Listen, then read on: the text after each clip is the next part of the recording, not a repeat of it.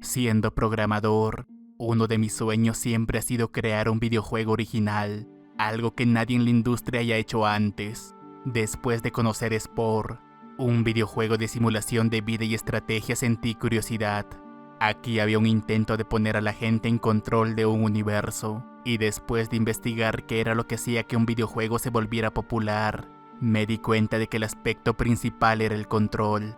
La gente en sus vidas diarias no tiene control sobre su entorno. Se les dice qué hacer, a dónde ir y cómo vivir, mientras que sus trabajos consisten en pararse o sentarse en algún lugar hasta la hora de salir para volver a casa. No es ningún misterio que sean infelices, y para mucha gente los videojuegos son un escape a un mundo en donde tienen control de todo, o viven emocionantes vidas virtuales llenas de aventuras. Si bien el aspecto de control se encuentra en los videojuegos de estrategia, y el de aventura en los videojuegos de rol en general, mirando videojuegos como los Sims, me di cuenta de que lo que los hizo tan populares no era solo la ilusión de control, sino el nivel de control. Antes de los Sims estaba Sim Earth, un videojuego en el que no controlabas a las personas individualmente sino a toda la Tierra. Así que llegué a la conclusión de que si quería desarrollar un videojuego, este debería ser un videojuego similar a Spore, en el que el jugador pudiera de una manera sutil guiar la evolución. Para hacer esto comencé generando un sistema de física. Sé poco de física, pero decidí estudiarlo para intentar crear una versión simplificada en la que ciertas partículas pudiesen interactuar de maneras específicas. Cuando te propones a trabajar en ello, la física es simplemente matemática compleja. Simulé energía y materia, y creé un sistema simple con un sol que emitía energía rodeado por un planeta que atrapaba dicha energía. Decidí crear células básicas simples desde cero. Vivían de la energía emitida por el sol, y tenían un código genético, por así decirlo, que codificaba para las sustancias producidas por las células. Supongo que podrían denominarse mis células eucariotas. Mi mundo en minutos comenzó a llenarse de estas células, tiempo tras el cual mutaban, y las células más eficientes, convirtiendo la energía del sol en sustancias útiles para la división celular, sobrevivían. Era muy aburrido, pero supongo que funcionaba. Decidí expandir el sistema de física y obligar a las células a crear productos de desecho que eran tóxicos y que los matarían. Algunas células respondieron a esto produciendo menos desechos, otras respondieron produciendo algo para emitir los desechos, y algunas incluso desarrollaron productos químicos para limpiar los productos de desecho.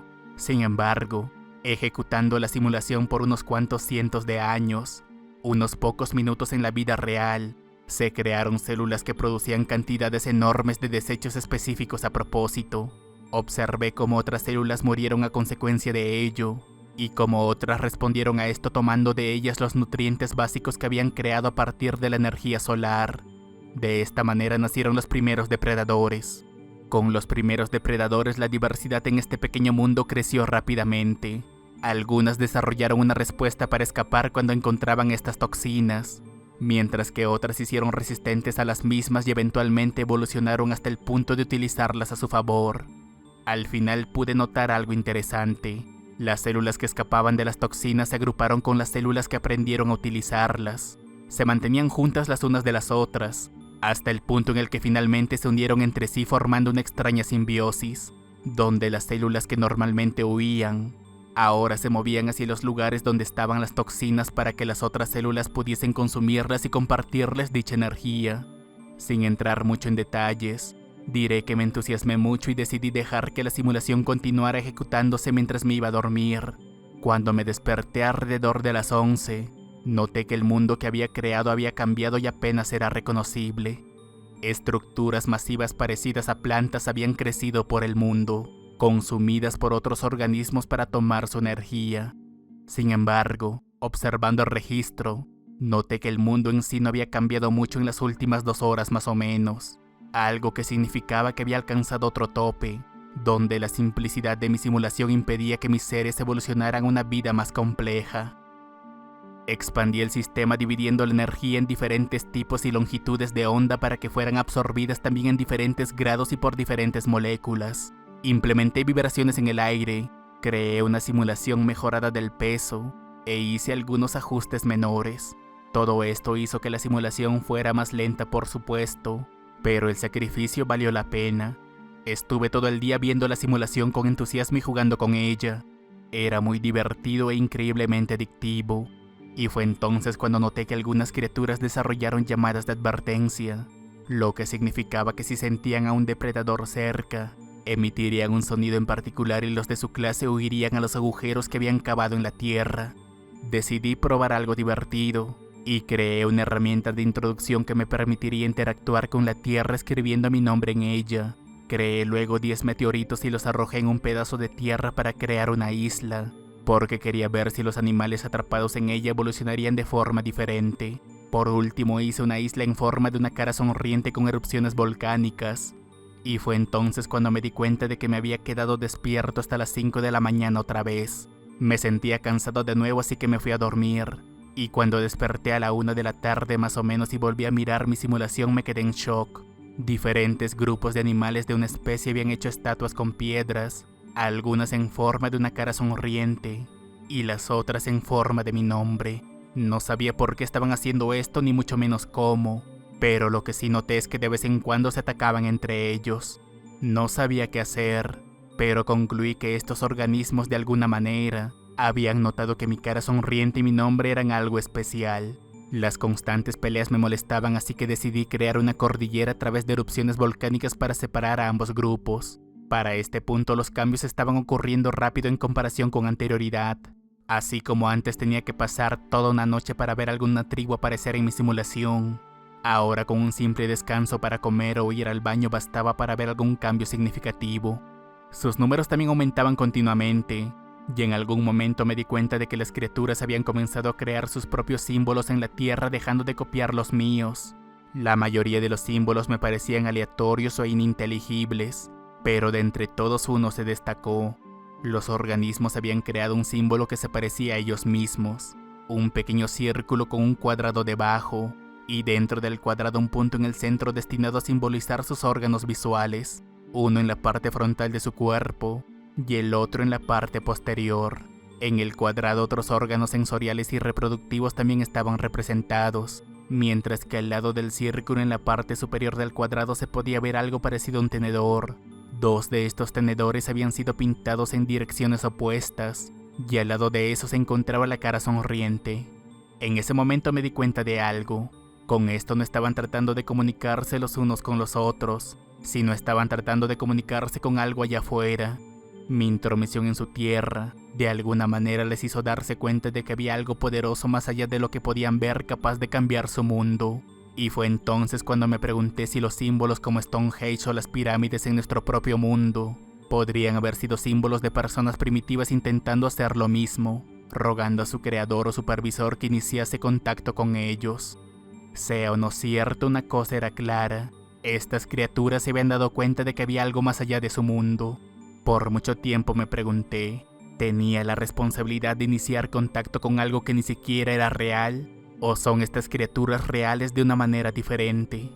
¿Puede algo ser real simplemente por el hecho de tener un concepto de sí mismo? Pero incluso si son reales, ¿significa eso que estarán mejor si contacto con ellos? ¿Debería cambiar mi simulación para asegurar que sean felices permanentemente? ¿Y es incluso posible para mí hacer tal cosa? No quería confirmarles mi existencia, pero sí quería poder comunicarme con ellos. Decidí programar una especie de profeta, un organismo totalmente controlado por mí parecido a ellos y que no pudiese ser probado como diferente de ellos. Dejé que naciera en una posición poderosa como el hijo de un líder. Decidí guiarlos con el ejemplo y procuré enseñarles español a estas criaturas. Como profeta, les instruí de que el español era el idioma que podían usar para comunicarse con el grandioso.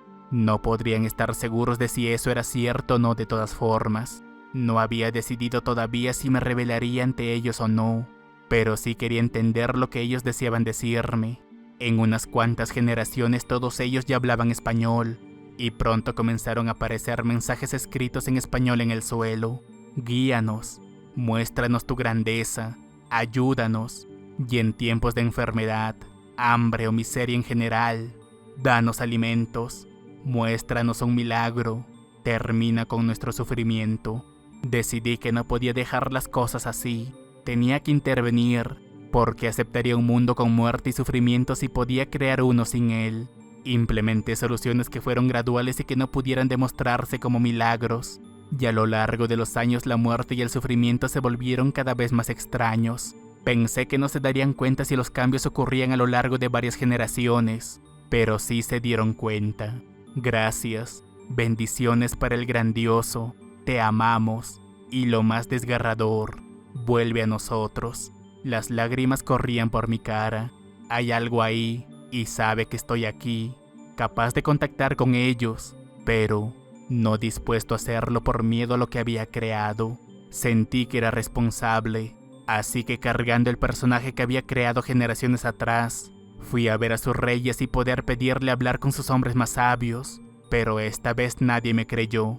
Eres el número 1341 que dice ser un avatar del grandioso. Si eres él te pido perdón, pero por favor, muéstranos una señal antes de exigirme que reúna a todos nuestros hombres más sabios. Dudé, pero respondí, mañana, 2 meteoritos caerán del cielo en una isla desierta en el mar ante todos ustedes. Cuando eso ocurra, no duden más de que he vuelto ante ustedes para arreglar este mundo roto que yo mismo he creado. Después pasé a retirar a mi avatar, adelanté la simulación hasta el día siguiente y arrojé 2 meteoritos en una isla desierta frente a la vista de miles que se habían reunido. Tras el descenso de los meteoritos hicieron celebraciones. Todos los organismos vivos se reunieron alrededor de la pequeña casa de donde había salido mi avatar, y tumbándose en el suelo en aparente adoración al hombre que habían visto allí temieron acercarse. En este punto no sé quién tenía más miedo, ellos o yo. Volví a cargar mi avatar y salí de la casa. Las criaturas continuaron tumbadas en el suelo en silencio como si se sintieran indignos de hablarme. Y entonces dije, dejad que su hombre más sabio se ponga de pie. De entre todas las criaturas una se levantó y dirigiéndose a mí me dijo, gracias por volver a nosotros. Por favor dinos, ¿tienes algo que pedirnos? Nuevamente dudé. No hay nada que ustedes puedan hacer para complacerme, excepto ser buenos los unos con los otros y que me hagan saber sus deseos y temores.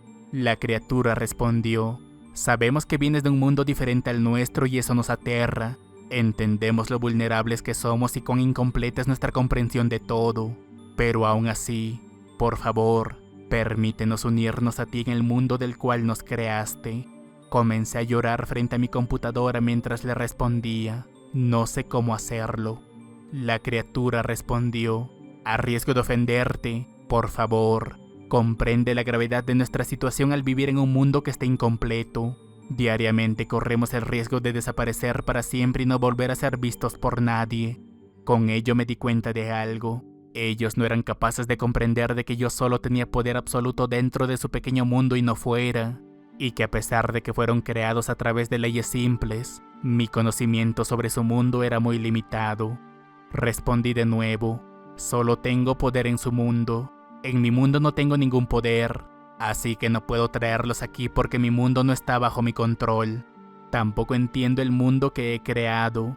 No sé qué sería mejor para ustedes, pero lo que sí sé es que solo ustedes pueden saberlo. Así que les pido que me hagan saber lo que necesitan o quieren. Aquel hombre guardó silencio por un momento. Estaba a punto de pensar que iban a terminar de comunicarse conmigo, pero entonces el hombre finalmente habló. Has creado un mundo incompleto con criaturas que no pueden escapar de él. No tienes el poder de salvarlos y podríamos decir que estamos completamente a tu merced. Así que con gran tristeza, te pedimos desde lo más profundo de nuestros corazones, termina con nosotros. A estas alturas estaba llorando desconsoladamente, confundido de que me pidiera que hiciese lo imposible. Mi propia creación me estaba pidiendo que acabara con ella.